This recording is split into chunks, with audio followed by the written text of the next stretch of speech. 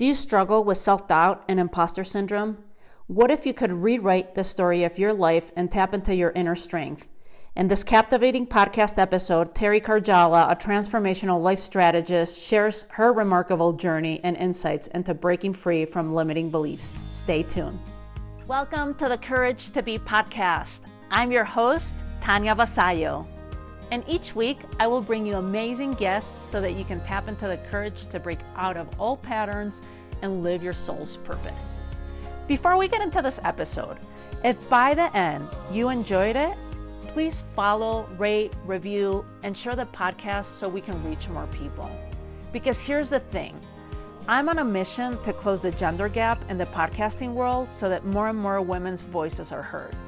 If you feel that this is something you value too, then please take action by rating, reviewing, following, and sharing the podcast. We can only do this together. Check out the link in the show notes to see how this is done. And make sure to stay until the end to claim some free gifts I have for you. Welcome back to the Courage to Be, where we have powerful conversations to transform your life and your business. And we have Teri Karjala with us today. Welcome, Teri. Hey, how are you? It's good to see you again. I know. We go back. And I want to start out. You have so many achievements, like when I read your bio and just other things that you do out of work and stuff, so many achievements, so many accolades. And I want you to tell our audience and our listeners about transformation, like being a transformational life strategist. How did this come about? How did you get to this stage? Yeah, that's a very loaded question, but I'm going to try to make it quick for your listeners. But essentially, when I was in high school, actually, our schools did not have what you call a mental health therapist. They had a career counselor, but not mental health. And so I was a sophomore. There was 3 or 6 of us that got selected to become peer counselors. And I was one of the 6 to be selected for peer counselors. And so I got training. So I actually went to Washburn University. We got training as it's counseling 101 when we were a sophomore in high school. And so I did that throughout high school, but it was during that sophomore year after I was trained, I was in charge of the 5th and 6th graders, and the 5th grader had shared with a 6th grade friend that she was suicidal and she was going to commit suicide that weekend. Her family was out of town. She had a babysitter. She had a plan. She da-da-da. And it was that moment when I got to intervene, and we, got her hospitalized and we got her the treatment that she needed. And it was one of those transformational moments where it's like, gee, I'm going this route. So that journey took me into counseling. Then I opened a large counseling practice. I grew it to be owner independent. And then along my path, I started learning, because I was traditionally trained as a therapist and a master's in counseling and a whole bunch of other certifications and licensures that went around that. And then I started tapping into the next transitional pivot that made for me was I was sitting in a class, post-master's class, and there was a little tiny spider that came across the floor. And this guy, I start to panic because I was terrified of spiders. And this guy goes, let's take a break. I was taught in this energy practice. Can I help you? So he started tapping, I was humming, I was doing, and I was like, what is this person doing? And it was at that moment where I was like, there's something to this. He cured me of a 25-year-old phobia in less than 10 minutes. And I was like, okay. So that's when I started going into all these rabbit holes of understanding energy, understanding how the body works, how we can break away neural pathways and create new neural pathways, and in a lot faster of a way than just traditional talk therapy. And that sent me onto this new path, working with clients and having really fast results with clients, and taking down folks that had years and years of anxiety or panic daily down to 6 sessions, just speeding up the recovery and the healing, and really just allowing them to get back on track with their life purpose. And so that's how it kind of evolved. And then I was working with a real estate agent. He was my real estate agent for a really long time. I mean, my commercial real estate agent. And he came back and he's like, I want to hire you. I want you to help me get myself out of the way of what I'm creating. And he's, gone on to make this multi-million. He'll probably hit $1 billion in the next few years company company. And I'm just so proud of him. And he's like, I just got to get myself out of my way. And he's like, so he hired me. And then it just, from there, that's where I'm at. So now I work primarily with women entrepreneurs that are looking to scale their business, but they keep getting themselves in their own way of creating that and achieving that. And so now I help break down the barriers that are holding them back with all the barriers, the baggage, the blocks. And then I also teach them tools that are based in quantum physics or law of attraction, if you will, types of energy tools so that they can start to play with these and become like a human magnet to where they can attract for themselves. That's awesome. Tell us of these tools and what are some of your favorite ones to use? Um, Obviously, I'm sure depending on each case, you're using yeah, different modalities and stuff, but I love geeking out on these things. So, what are right. some of your Well, favorite I tools that think, you like using? yeah. So one of the things that happens for a lot of women entrepreneurs is that we will get what I have noticed over the years and just working with just thousands of clients of like, what happens is we will take a thought and we will start to perseverate on that thought and whatever thought that is. And then what happens, we feel it in our bodies, we our everything starts to move in that direction around whatever we're consuming our thoughts with. And sometimes these are great thoughts, these are really expansive thoughts, and I can do anything and everything, and I'm like, yay. And what happens is we start to radiate out this really powerful energy and we start to vibrate at a higher capacity. But oftentimes, those thoughts are actually not serving us. They're rooted, we might be getting triggered unconsciously, subconsciously. We might be getting, we might have a situation at a networking event or we're getting ready to speak. And all of a sudden, we're like consumed with this energy. We might be getting triggered by some other, previous thought or situation. And then it takes over our body, takes over our thoughts. It just is a whole body experience, and then we'll perseverate on these negative thoughts. And we start to question ourselves. We start to doubt ourselves. We start to, whatever that piece is. I always tell people that we have like about the top 5 blocks, which are the limiting beliefs, self sabotage, getting stuck in fear, overwhelm, or the imposter syndrome. Now, obviously, there's some more related to those, but those are kind of the big ones, the big heavy duty ones. And so, whatever that thought is that's connected to that belief system, and those belief systems can be kind of boiled down to I'm not blank enough, I'm not good enough, I'm not pretty enough, I'm not smart enough, I'm not competent enough, I'm not. So, there's something not enoughness, right, about me, right? If you guys watch the Barbie movie, just, Ken and his like enoughness, right? Like, we're not feeling enough, right?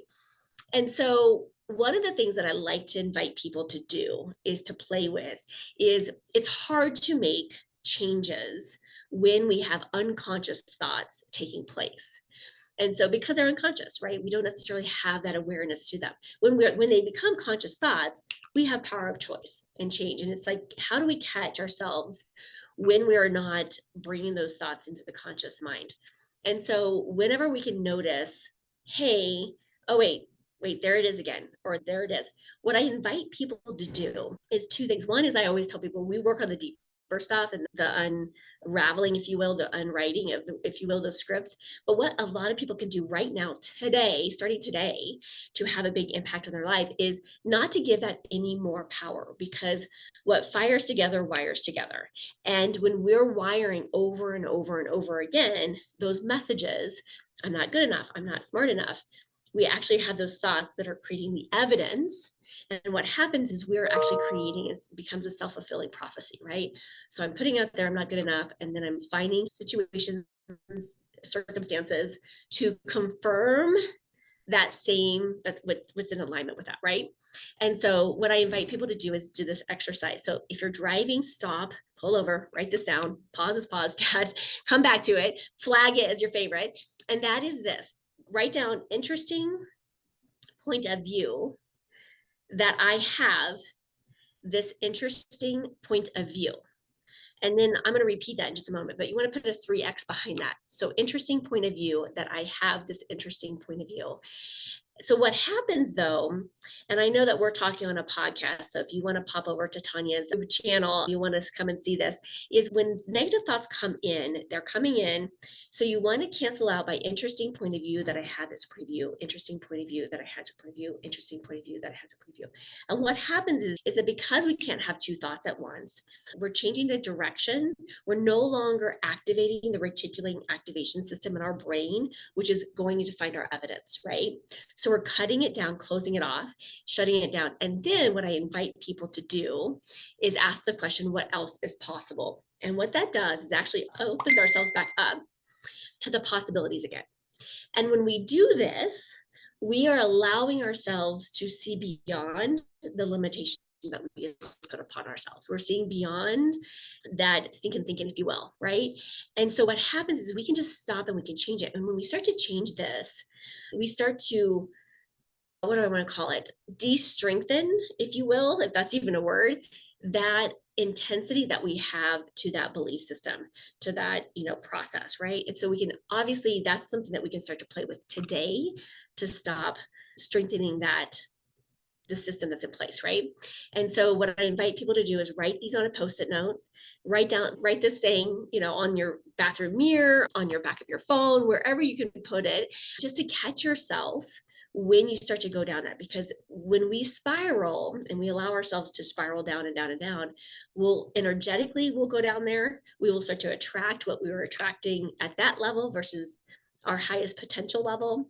And so this can just be a quick and easy way to shift that into creating something beyond what we thought was possible. That is awesome. Thanks for those examples and some ideas of how we can start stopping those negative beliefs or those limiting beliefs that we have. So I want to go back to the 5 top blocks because you kind of went over it pretty fast because you were giving us the examples of the tips. Can you repeat those 5 top blocks that you experience and maybe give us some stories of how maybe some of your clients or even for yourself that you've overcome these? Yeah. So limiting beliefs. And again, that's like a big, massive, that's just not a little tiny thing. Just any of the limiting beliefs that we have. And like I said earlier, is like those typically get boiled down to that I'm not enough of something, right? There's like this not enough, this chronic not enoughness.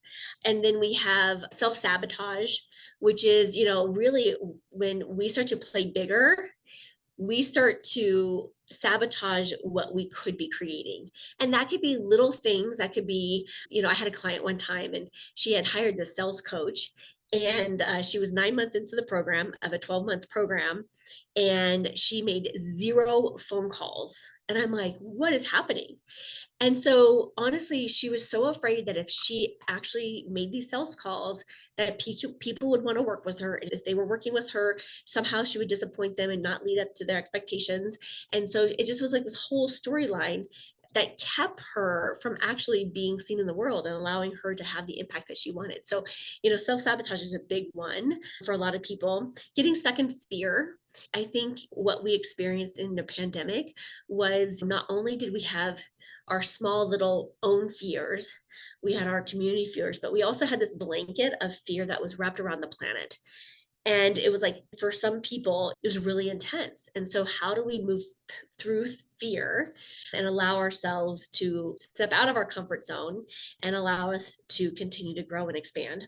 And then overwhelm. I think a lot of entrepreneurs get stuck in this overwhelm. We have so many hats. And if you don't have a team, I see it more often when you don't have a team, but even when you're expanding and creating more people adding to our team, because there's a training piece of it, right? I have a client right now and I'm like, you need to have team, you need to have someone to help you support. She's like, so she's in this waffling area of like, oh my gosh, I got to spend like 10 to 12 hours training her to do this task. And I'm like, you know what? Like train, record, document, create the systems, create the SOP so that you can then create this and it becomes a well-oiled machine, right?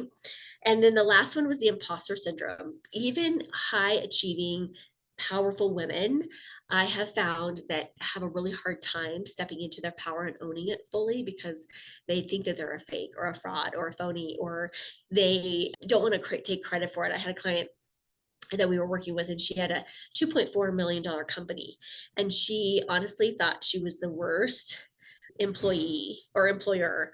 And I was like, wow, you've created a really successful business. Like, take note of that. Like, you've created, and her profit margins are really high. Her overhead is really low, and she's done an incredible job. Because a lot of times I've seen that, some people will hit that million, 7 figure mark, but they're not making money, right? And so I'm like, let's celebrate this. And so as soon as we moved her past the imposter syndrome with all these limiting beliefs that she had about herself, when it came to being an imposter, she took that company within less than a year, went from 2.4 million to 6.1. And she was like, and I'm like, you know what? You've tripled this, you've quadrupled this. And now you can really, and she only hired one more person. So, I mean, it's just unbelievable what we can do when we're no longer trapped to those stories that are no longer serving us. These are fascinating, and I could go so much deeper into them, Teri. And I'm curious with the imposter syndrome with this particular woman, where did you how did you help her rewire those neural pathways Yeah. or letting go of that story that she was an imposter? Yeah. And how long did that take? How Oh, did you work that with yeah. her, and how long did it take? So honestly, one of the things that I talk about a lot is we all have these like aspects of ourselves, if you will, parts of ourselves. And there's all these different beliefs, and there's all these different areas, and they all have an overlapping element, if you will, in your brain. And so, one of the things that I like to do is let's look at the core issues. Where is a message that she got that did not believe that she could have a successful business and have a successful life and, create the legacy that she's leaving? Where did she get that story from? And so, for her, this went back to childhood. She had, her relationship with her father was challenged by, she had to be perfect and she had to achieve and succeed. And there was all these limitations that she put on herself around those stories and those belief systems. And so even though she had made this happen, she didn't feel like she was worthy of it, because she didn't really, she felt, because some of it, in all fairness, came pretty easily to her. So she's like, oh my gosh, like my dad says you have to work hard, and all these belief systems that, and I grew up with those belief systems too, that you had to work hard and you had to, put in the time and the effort. And so part of that was a story for her, that it became easy, right? Because I truly believe that when we're in alignment with our passion and our purpose and our calling, things do fall into place pretty easily when we're clear. When we get ourselves in our own way, that's when we start to run into barricades and blocks along the way and make it harder to, move through it with ease. And so we did a lot of energy exercises to break through those belief systems. And there was probably about 5 major ones for her. And then there was like these little ancillary ones too. And so when you go to the core issues, what's neat about how the brain works is that once you get to the core issues, the other ones, we call it the generalization effect, like almost like fall down by themselves. There's nothing holding them together again, if you will. And so those neural pathways are kind of just like, oh, okay, well, if that's not true, then this couldn't be true too. And this is that. And it starts to break down it. And so that was one of the biggest pieces for her, is moving through that. And then what we did to support her in really being shown and showing up is that we'll play with some energy tools to help her. The best way I could describe it is become more magnetic, so that when she's showing up at events or speaking or whatever she's doing, people are coming to her versus her chasing them. And so, especially when it comes to sales, I think a lot of times people don't want to be, quote, the chaser. They don't want to be the one who is selling their services. They want to show up and serve. And so there's that dichotomy between those two worlds of like, how do I show up and serve versus selling someone? And how do I attract versus, detract or push people away? And so there's a fine balance in there. And so once we worked with that with her, she's like, oh my gosh, like business is becoming really easy, and people are calling and reaching out to her with just utilizing some of the energy works. I love that, because I was going to ask you about the working hard, since I do identify with that one too. That's been a big limiting belief for myself since growing up, still working on it. Constant work. I find that as one of the major limiting beliefs with my clients. And you just mentioned that you had it too. And I see you as such a successful woman. So to me, I guess the question would be, how did it, and I love how it comes together with the magnetizing versus demagnet, like chasing people, because things can be so easy when we're in that flow. But Right, for how do sure. we tap into that, Teri? And for those of us that have you have to work hard, you have to work hard, because I feel like it's two steps forward and you're like, okay, yeah, look, I'm magnetizing, everything's coming so easy. And then we complicate it, or we self-sabotage, which goes hand in hand with one of the other blocks that you were saying. Yeah. What tips can you give us for those of us that are the working hard? I was right there too. And I had this belief that I had to be perfect and it had to be really hard, right? Because easy didn't come. Like there was no talk about easy in our household. Like it was like everything, seemed to be hard. And so I grew up with this like need to just drive, right, to succeed. And that was also for me was challenged by this belief system that I was not enough, that I had lots of stories. I got held back in second grade and I had to overcome this learning disability that I had, dyslexia. And it was just a really hard upbringing, in my opinion, to constantly be challenged with that. And so I wanted to succeed, right? And so all of us, I truly believe what is, the things that have happened to us, when we can look at like, what did that bring us? What did that shift in us? What was that awareness? What was that whatever? And so even though growing up was really, really difficult for me, I saw what it needed to instill in me to become strong and to develop that never quit mentality. But what happened for me is that I kept those like need to succeed and be perfect and carried it forward. Well, at some point it stopped serving me, but I didn't know that it didn't stop serving me, right? I mean, that it didn't stop serving me. And so I kept carrying it forward. And then probably around in my undergrad is when I started to notice that it was becoming stressful. It was becoming a hindrance to me. It was actually doing the opposite effect, which is now sabotaging my ability to move forward. And so it served to a point where it didn't serve. So the one thing I would look at, how has it served us?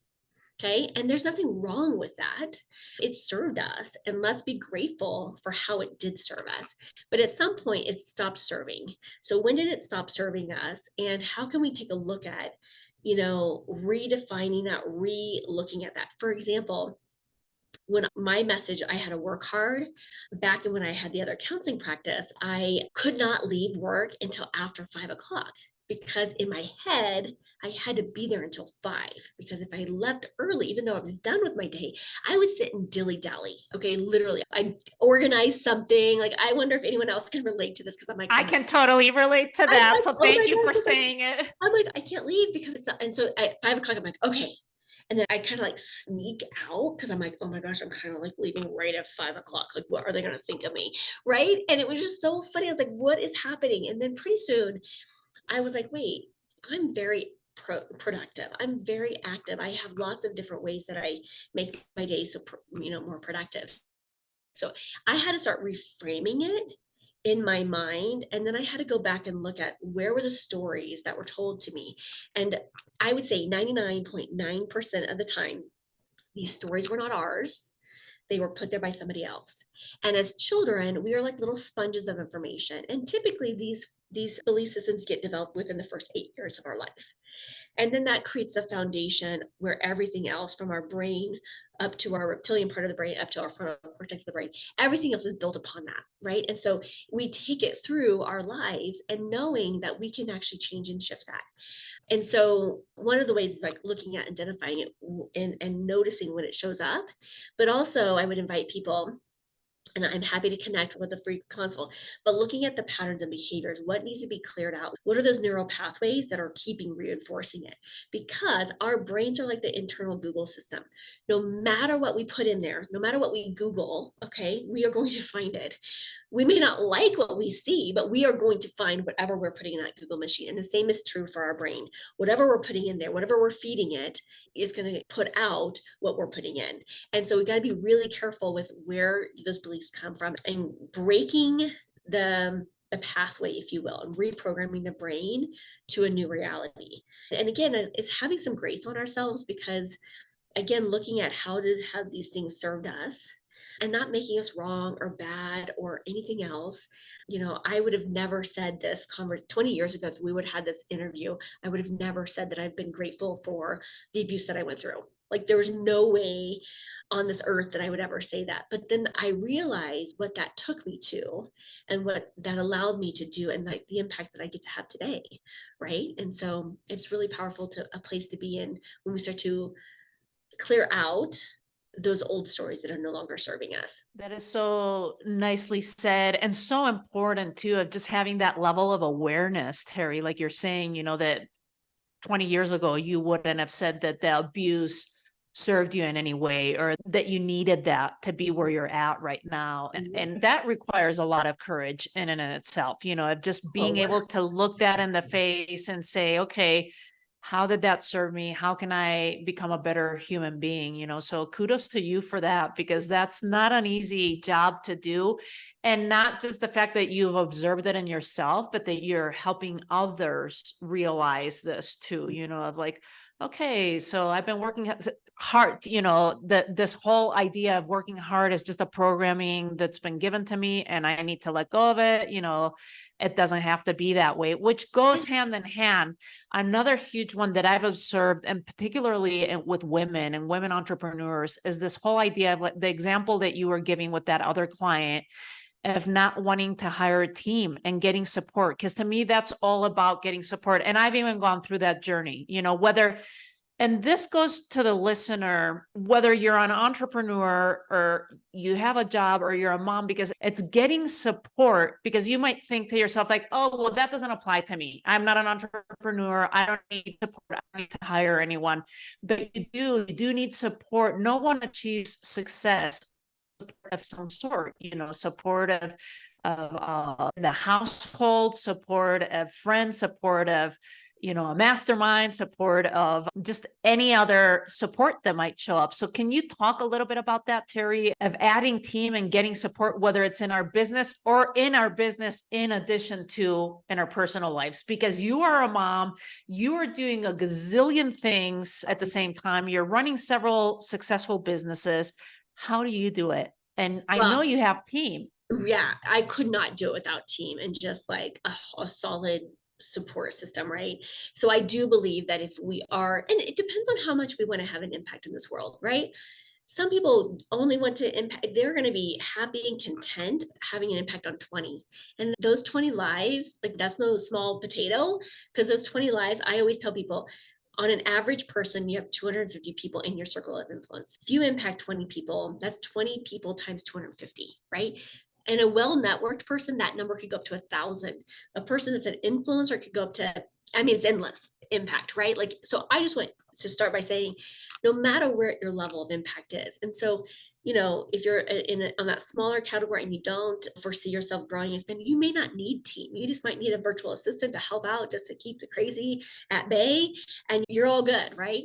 But as you grow, and as you grow your impact, as you grow your financial wealth, I truly believe that it does require some team to take off, because as an entrepreneur, as we all know, we have so many different hats. And one of the, I call it the business Bible, if you will, which I love the book. It's called E-Myth Revisited. It talks about systems and really structuring what your company flow chart looks like. And if you've not read the book, I invite everyone at any point in life. I think I've read it probably 6 or 7 times in different courses in my life, in my business development, but having the team come with you. So what I would first invite people to think about, where are you heading? Where do you know in your heart of hearts that you're going? And that might be different levels. But the other thing is looking at the stories that we've been told, or we've told ourselves, or the limitations that we've told, that block us from having team. Because I remember years ago, I had a mentor and he was just like, Teri, he's like, you're being a lone ranger. Don't be selfish. You got to bring on other people. And I was like, dude, like, that was really harsh. But my piece is sometimes I can find myself being kind of a lone ranger. And I'm like, oh, wait, no, I have people to help me. I have people to outsource. And so being aware of where we've been limiting ourselves in the impact that we could have, because yes, as we grow our business, we will require additional people to take on tasks, because we can't be, I think, all people all things to all people, right? And so, giving ourselves some grace and allowing ourselves to look at where am I heading, and then who do I need to bring on my team. And one of the things that came from the book, and I thought it was just, honestly, this has been one of my like go-to things. He actually had you write out your company flow chart, and he wrote down all the roles. So who's the CEO of your company? That's you. Who is your head marketing person? Typically, as an entrepreneur, that's you. Who is your, CPA? Who's your bookkeeper? Who's your marketing? Who's your sales? Who's your widget maker? Who's your whatever? And I ended up making all these boxes. And because I was doing everything, I put my name in every box. And then I put down 3 to 4 bullet points underneath was like the main roles of that person, right? And then I realized, okay, what is sucking the life out of me? What is energetically pulling myself down? And the best way I can describe this is like when we're in alignment, we are the hot air balloon that just rises effortlessly. I mean, it looks gorgeous and it rises effortlessly. But before that, there's been a lot of things that have been holding us down. Just like the hot air balloon, there's all these things that are holding us back. So, what are those things energetically that's holding us back? So, for me, I know that's a strong word and it's so accurate. I hated bookkeeping. So I was like, okay, how many more clients do I get to see? And I built my company always in the black. I never went into red, even though I started with 0 in my bank account. And so I always was strategically building it. So I backfilled it. So I said, okay, what's the thing that does not bring me joy? And so I was like, okay, how many more clients would I need to see in order to bring on a part-time, bookkeeper, 10 hours a week? And then I was like, okay, that only costs, let's say for whatever reason, it was 5 more clients for the month. I go get 5 more clients. I hire her out. And then I was like, okay, what else is energetically sucking the life out of me? And then I was like, oh, office management. I don't want to do that. So then I just did the same thing back, and I just kept backfilling the roles until it was completely gone. And so now in that company, I only am the CEO, and that is the only role that I play. And in this new company, I still probably have I'm full right now for team, but I do see the next layer coming. So I'm preparing for that next person to take an extra a role in that. And that would be someone that can actually I'll train somebody to do the coaching. And so that will be the next level. So I'm already looking this out. I'm not ready for it. And I won't be ready for another 6 months to a year, even longer, possibly. But I know that that's coming up. So I'm putting out feelers right now. Okay, who could I bring in to train, to teach, to bring in this person? And so thinking about it that way, because I think a lot of times the story is I can't afford it. That's why, at least that was for me, but I hear it a lot. It's like, oh my gosh, how am I going to do that? How am I going to afford it? And so if you backfill it like that, you won't go in the red. You will stay in the black, and you will constantly, and let's say you're bringing in someone for service-based industries. When you think about, you want to look at what's your capacity to grow. And then when you bring on another person to do the same exact job as you, what is that break even point? So I'm going to be paying. So if they see it, let's say it's a service-based client and they're seeing a coaching client or whatever, what is it that you need to make sure that you're breaking even, bringing them on? And then what's their capacity? And once you hit that capacity mark, then it's like, okay, everything else is, profit to you, right? Into the company. I love that explanation of the flow chart and filling in the boxes, because I see so many women, and I've been there too, of just like, oh yeah, I am the bookkeeper, I am the salesperson, I am the marketer, I am the, and it's like, well, wait a minute. In any other company, these would be separate jobs with different salaries. So why are we doing all these jobs? And I love the explanation you've given us with that, Teri. That's beautiful. What about deservingness? Like you were talking about these previous clients, and the one that in particular that went from 1.2 million or 2 point something million to 6 million, because she didn't feel, first she had that limiting belief about working hard, but then about, I'm not worthy of it. And I think this comes up for so many of us. And I do believe, even no matter how successful you are, that it creeps in every so often. It's this, I'm not good enough, I'm not deserving enough. Talk to us a little bit about Yeah. dealing and the deservingness. And I will say that for the longest time, I did not believe in my own deservingness and my worthiness of having it, right? And it wasn't, honestly, sometimes when people are introducing me to events, I'm like, oh yeah, that is me. Like that, I did do that, right? Like, because I'm like, oh yeah. But here's the thing is like when we get to a place, here's my belief system is that I believe that we were born pure positive energy and we are so expansive and we can allow ourselves to be anything that we desire to be in this lifetime. The problem is that we've been, again, those stories that somebody else gave us, 99.9% of the time has been stories that have given us or that we picked up on, or they were subtle little nuances that we picked up on that was like, okay, there's something wrong with us. And so when we take a look at and unpack that for ourselves, it's like, okay, where is that story? Who did it come from? And, where can we start to work on letting go of that piece? The other thing that we can be doing in the meantime, and we can start playing with this today, is becoming consciously aware of, and we can do this for anything. We can do this for when we get really revved up and anxious. We can do this when self-doubt creeps in. It can do it when the imposter syndrome creeps in. And this sounds really simple, but it starts to change things pretty quickly. And that is like, let's give her or him a name, right? So when she shows up and makes her presence known, we can say, oh, there's, self-defeating Deborah, whatever it is. I'll give you an example. Like I used to get so revved up when I was speaking because I was terrified of speaking. And when they hear me, they're like, there's no way. And I was like, oh my gosh, I was mortified. But Revy, I called her Revy because she'd rev me up, would show up. And so she was just my anxiety. And anytime she showed up, what I realized is that I was stepping out of my comfort zone.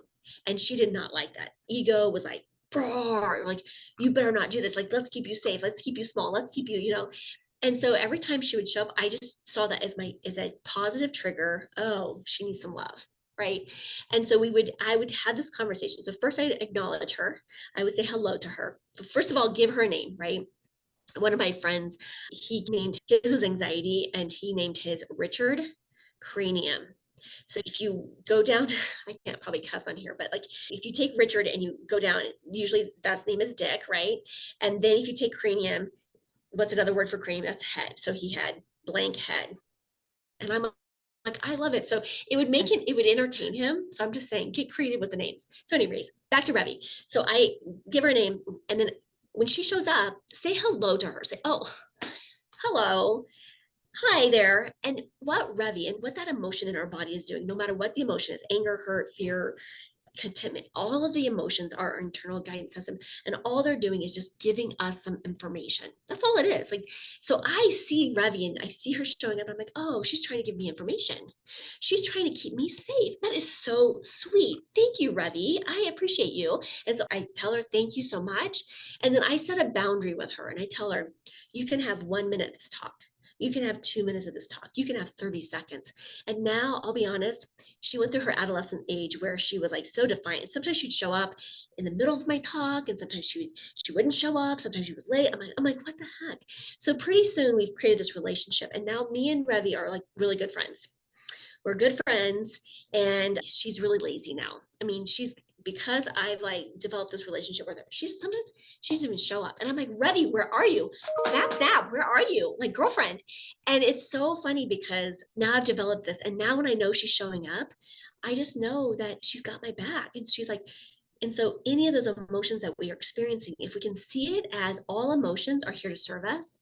Now, obviously, if they're really, really intense, they're going to debilitate us, right? But once we start to develop that relationship to understand and have compassion for, it is such a game changer. And so now, like, I'll be like, oh, yeah, Reverie, and so sometimes when I'm talking, I'll be like, okay, you can have the first 30 seconds, right?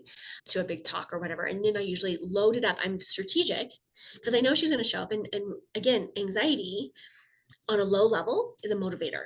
Okay. She's revving me up. She's putting me in first gear. She's ready to launch me into what we're creating. Right. And so now I can see that as like, okay, she's just here to support me. There's nothing to be afraid of or feared of. And then I thank her. And then I dismiss her. I'm like, I got this, girl. I got this. I got this. But I use it as a way. And again, when it's coming, the self-doubt, or, anytime we want to self-sabotage, it's like, okay, I know that I'm getting close to the edge, and you're cautioning me because you want me to make sure that I'm aware. Perfect. I'll make sure that I'm aware. I'm going to slow things down. I'm going to take a break, and I'm going to be aware of my surroundings. I'm going to be aware of the situation. I'm going to be aware. And what I invite people to do is start to play with the energy and what brings us joy, and stepping into the more of the things that we can bring us joy, because that puts us back into alignment. And you talked about this earlier. It's like when we allow ourselves to go into alignment, that's when fully we're connected to our purpose, we're connected to our passion, we're connected, and we become really potent beings. And when we feel that alignment, we know it because everything's falling into place and there's an ease to it. When we're out of alignment, we just start to notice, oh, okay, what is helping me take myself out of alignment? And all of that is going to help serve us in recognizing, okay, now I'm out of alignment. How do I step back into alignment? These are such great examples, Teri. I have so many more questions for you, but I think we're going to have to do a part 2 to this so that Let's we can yeah. wrap this up, because we haven't even gotten to like your book and all of these other things that that you have going on in your life. So as we're wrapping up, where can people find you? Yes, absolutely. Just go to my website, Talking with Teri, that's TERI.com. You'll find all the information there. I have some freebies, so grab your stuff over there, and then everywhere that you can connect with and social, please do so. And we'll put a bunch of these things too in the show notes, but just go to the website right now if you're walking and listening or doing something else. And as we're wrapping up, what's a practical action step that you would recommend our listeners to live a life with more courage and be able to follow their dreams? We are all going to be faced with something that scares the bejeebers out of us. And I'm just going to invite you to step, like your podcast says, step with the courage. I really think we only need like 3 seconds of courage to take that next step. And you may pee your pants doing so, but I trust you. There's other women and men out there that are doing it, and they're like, yes, pee your pants if you must, but just keep moving forward and take that next step and just allow yourself to tap into that strength that you have within yourself. Because here's the thing, you are never given more than you can handle. And so if you're being guided into a direction, it's because it's being unfolded for you. And so just know and trust that you will be supported in that. You might be terrified, but just take the next step forward. I love it. Thank you so much, Teri. It's been a pleasure having you here. And like I said, we'll do a follow-up to go in depth with more tips and tricks with all of this stuff. So thanks again. Thanks for being here. Thank you. So good to see you again. I am so grateful that you joined me today. If you enjoyed it, there's one thing I'd like you to do. Click on the follow button so you don't miss a single episode. Leave me a rating and a review, and please share. As my way to thank you, email us a screen grab of your review at the email in the show notes, and we will send you a free Crafting Your Future guided visualization, which is so simple to do with outstanding results. It will empower you and give you the confidence to attract and create the life you've always desired. See you in our next episode.